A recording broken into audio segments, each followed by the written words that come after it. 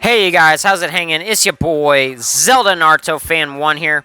Now today I'm going to talk to you guys about the Knights Templar and the Catholic Church. With that being said, let's go ahead and jump on into this next topic of this video series.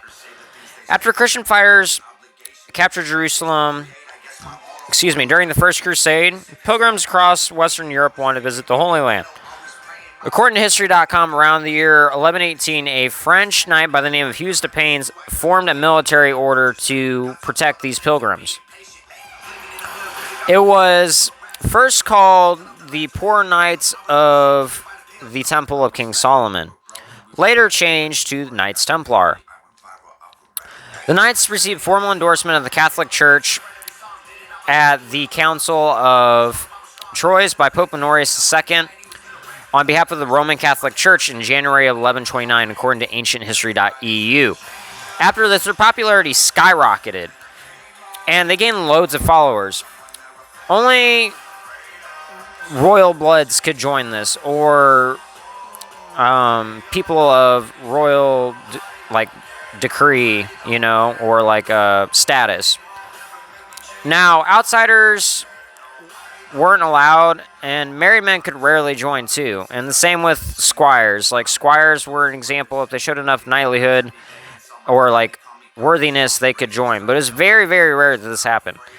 This was only after gaining sponsorship / endorsement from the Catholic Church that their group started to not skyrocket, but gain real big popularity. No, after this, they were raiding and pillaging non-Christian believers, attacking people who are not of the same beliefs or religion. They answered only to the church. One group, just like the Freemasons, they swore to obedience and secrecy. Isn't this kind of strange for a morally just group? Also, take note that they don't question their superiors, too. Also, the Knights Templar rituals are where the modern-day Freemason rituals are derived from. Now, note that the Catholic Church has done a lot of shitty things or been involved in a lot. I feel as though most of you know what I'm talking about. Things like excluding, discriminating, and or killing non-believers, especially during the Middle Ages. Now, there's been a lot of evidence that shows people in power in the church been trying to cover things up, like abuse, sexual assault, and pedophilia. The evidence is out there, people. Look it up. Examples from the past to modern-day society. Now, please don't think that every religious person or Catholic person is like this. Not everybody who is a part of this religion or shares something in common with them is a terrible monster. I've met plenty of people who would give the shirts or their clothes off their back to help somebody who's in need or needs it more than they do. Now, I personally believe that the church or majority of mainstream church or religions today are pretty corrupt in positions of power, and followers are often misled by people that are at the top of these religious factions. I don't believe that the church and state are completely separate. The reason why would be because of things that have been happening over the past 4 or 5 years. A good example of this would be when the churches receive billions of dollars or large donations / grants from the government for rebuilding / fixing damaged buildings like the mausoleums and stuff like that. Doing this instead of using the money to help the several hundreds of thousands of people in poverty, or millions across the world even. That, or the people who are starving, just need it. How the fuck does that make sense? Now, if the church and state are supposed to be separate, like stated in our Declaration of Independence, then why do these places get favored or approved more times than those in poverty? Or that are homeless? It doesn't make sense. Why are these corporate-styled bailouts being given with no repayment necessary, unlike the several thousands in poverty applying for aid from the system?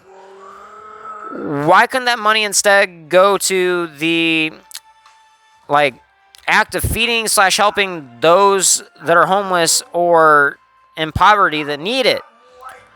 Now, especially those that have, like, been trying to help themselves or to get out of their current predicament, that are responsible human beings. According to the WhiteHouse.gov, in January 2018, 830 people were counted homeless in the United States. In 2019, Statista says that 567,715 people were homeless. Churches are considered to be non-profit organizations and don't have to pay taxes, despite the evidence that shows that a lot of those people in power are embezzling the money in the church. Church and state being separate is supposed to stand for no government favorment over the people, right? Also, take into consideration what I said in my last video on the Knights Templar spreading underground and hoping to form other secret societies like the Freemasons, with lesser members swearing to obedience and not to question the higher-ups. Now, this is where most of the corruption resides.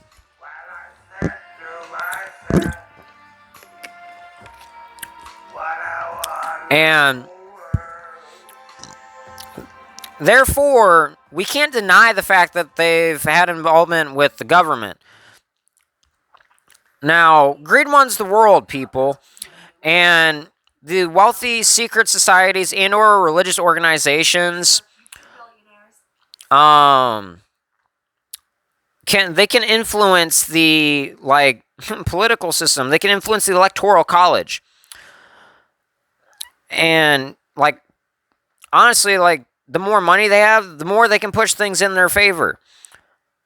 And the Represent Us group thoroughly explains, like, how rigged the system is due to groups and lobbyists like this. Now, I do hope that you all enjoyed this video and found it thought-provoking. Please don't forget to like, share, comment, and subscribe.